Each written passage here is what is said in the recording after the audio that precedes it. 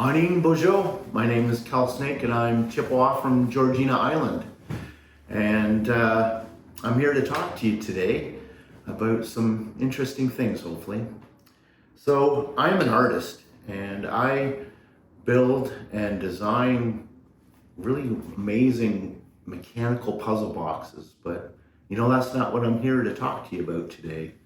One of the things about being an artist is you get to move through all kinds of traumas and journeys and things within yourself. You get to challenge yourself, And so that's one of the reasons I chose that.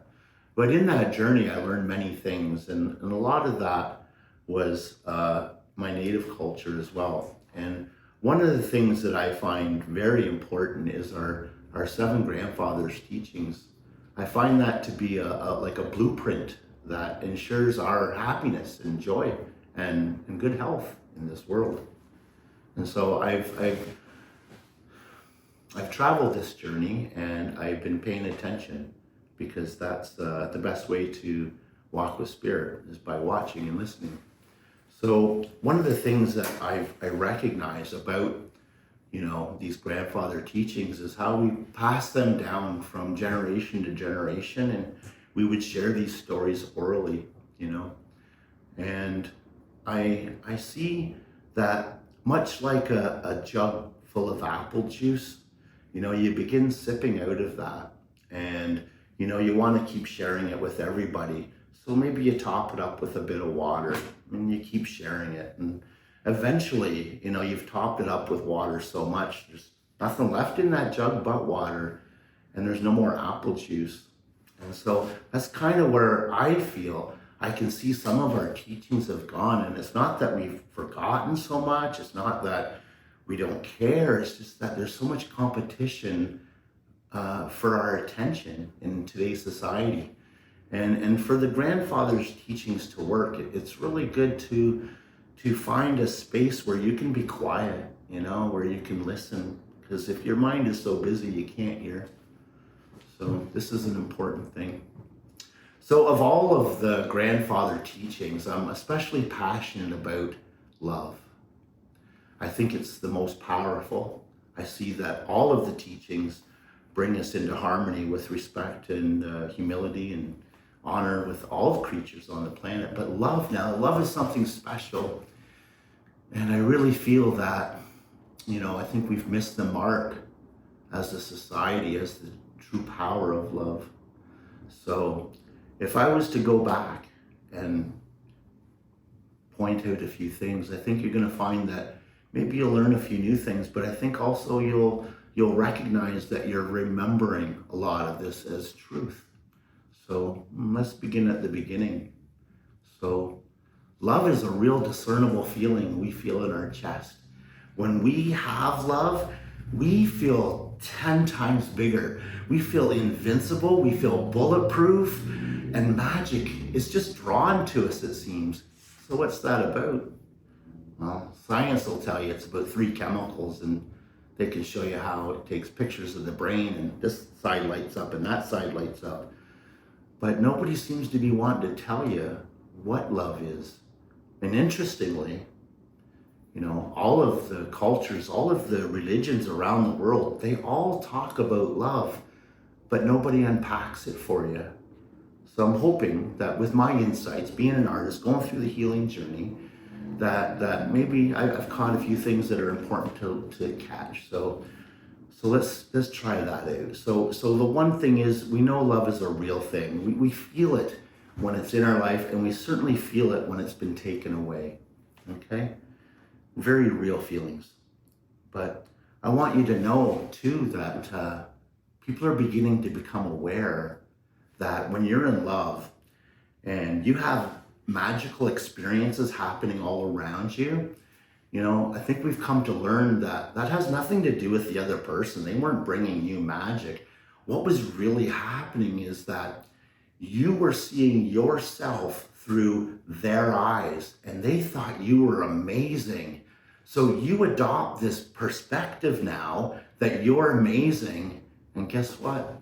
The Creator wants to say, yes, you are. Let me show you.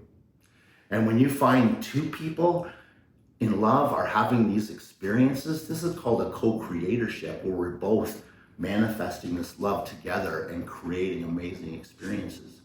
So very fascinating, very fascinating. And I've learned too that, love is a funny thing. And love from a person really is the sweetest form of love, Animals, they can love. But I think it's important too to know that it's our job, our role even, to learn how to fill those love areas within ourselves from lots of different areas. It's not good to only rely on that from a person, because when that person's gone, what's filling your love tank, right? So sunsets and helping people, showing love, holding space. These are all beautiful ways to show love to other people and, fill that up in here. So if we were to look back at the 17th century, there's a lot of artists that became super famous. They're still famous today. And they were known for having what's known as a muse. And that's a young woman that would basically come into their life and just throw all kinds of love at them. And using the principle that I just mentioned, that artist would take on the feeling that they were amazing and they were awesome, and they would create these amazing pieces. But interestingly, also written down, not in our language, but in others' experiences of other cultures, when that artist would have sex and finally make love to that muse, all that magic disappeared, right? Because they went from what was love right into lust, and it's like now you're going back down the other side, right? Love is the key. We have to hold that inside of ourselves. So one of the really enjoyable metaphors I like is that love is a lot like a pop can, right? And we are both the pop can and the pop. And if you were to take that pop can and shake it up really hard, you would feel that there's an immense amount of explosive energy built up within that can, right? But what happens if you pop that top? Well, you lose half of its contents, and you've broken the seal, so you can no longer build up pressure. You can no longer shake that up, right? However, we're not quite like pop cans in that we're special. Creator made us. He made us with resealable tops. And if I was to relate the pop can scenario to people, what is it that is keeping our pop top, And it's our traumas, It's just not feeling like we're good enough. It's feeling,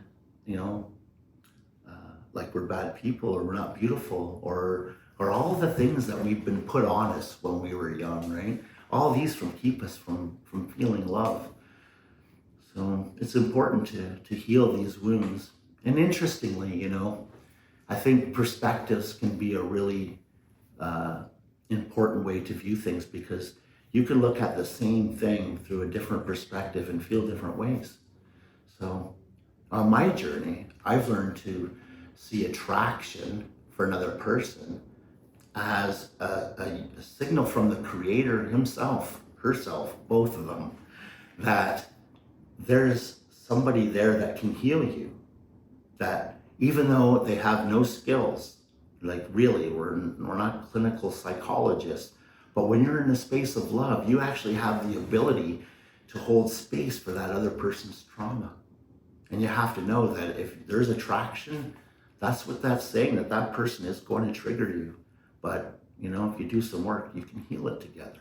And this is why we're supposed to come together. This is why we have love. We live on a green planet. Green is the color love. It's the heart chakra, green. It's all about the healing. So when you look at our roles in each other's lives, we're not meant to be alone. We're not meant to live in a cave.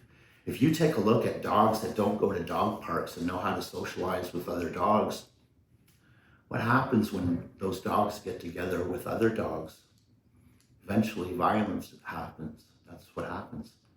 So when we have these opportunities to find relationships, right? And relationships are only opportunities to mirror one another. We've all had a situation where a friend or a family member has felt down. And what is it we did to pick them up but reflect to them the highest version of themselves? So relationships are important. We need relationships. Love relationships, well, they're going to trigger the lowest parts of us that need healing, right? So very, very exciting in all of that. And I think really too, and if we take another look at love, because this is what started the whole conversation, was love. Love is a high frequency energy, and we heal. If you take a look, if you cut your finger, you break a bone, our body knows how to heal itself. And it would make sense to me that love is a lot like our healing generator within us. And we are a walking 3D printer that every 7 years we have replaced every cell in our body. So doesn't it make sense that if we can hold a place for love in within ourselves, that as our body is making new cells all the time, we're actually forming the best cells for our body. So love is important at a very core level for our healing. I often say that we're all Ferraris that have been out plowing the fields, and we're all covered in mud, and none of us even know we're Ferraris. But if Creator made us as divine beings, then doesn't that actually make a lot more sense that He would have given us all of the equipment we need as a standard issue? Makes sense to me. So love is important, and I think the more we can do to recognize that that's our role here, is to help others heal. That's what attraction's all about. When you are attracted to somebody, there's a pain within them that needs healing. Let's do that. And why don't us as young people, I'm not a young people, why don't you guys as young people, invest in this whole process of learning how to hold space and recognizing when you're being triggered and when somebody else is being triggered, because you know what? You each have the ability to help each other move through it. And I think that's important. And if I could give you just one more bit of great advice, I think, is that, oftentimes we can get lost what we're doing here. But I've learned that if you can look back in your life and you can remember when you whispered to the Creator what you wanted, maybe you're a young man and you said, you know what, I want to be a good man. I want to make my mama, my kokum, proud. But the universe is going to continually challenge you on that. So you're going to be brought situations where you could go one way or the other. And if you remember what your promise is, then this will all go a lot easier for you. And maybe you want to quit drugs. And you say to yourself, all right, no more drugs, no more drinking. But your buddy comes over with some drugs and some alcohol. See, it's up to you not to betray yourself. When you do these things, you're rewarded. And these trials that are in front of us are really no different than a video game, in that, you see that little player down on the screen, and he can't see around the rocks, and he can't see around the tree. He doesn't know what's out there. But the one up here holding the controller sees all of it. And when we can remove ourselves from down there to up here, it makes seeing the lessons that are in front of us so much easier. And in that moment, when you are in that crisis where you have to make a choice, having those 7 grandfathers' teachings really makes it easy just to have a default go-to answer that is going to serve you and everybody. So I guess in closing, I would just like to say that, I think it's a message everybody has said, and that is, be the love you want to be. Be the love you want to see. Know going forward with this awareness of 7 generations as well, that men need to hold space for women. We need to be protectors. And women, how can they be nurturers if they don't feel safe? So women have done all the healing up till now. And now it's up to men, boys, to learn how to be protectors of women so that they can come back to being the nurturers. And really, it's all just love. All just love. Anyway, thanks very much, everybody, for listening today, and Chimiwach.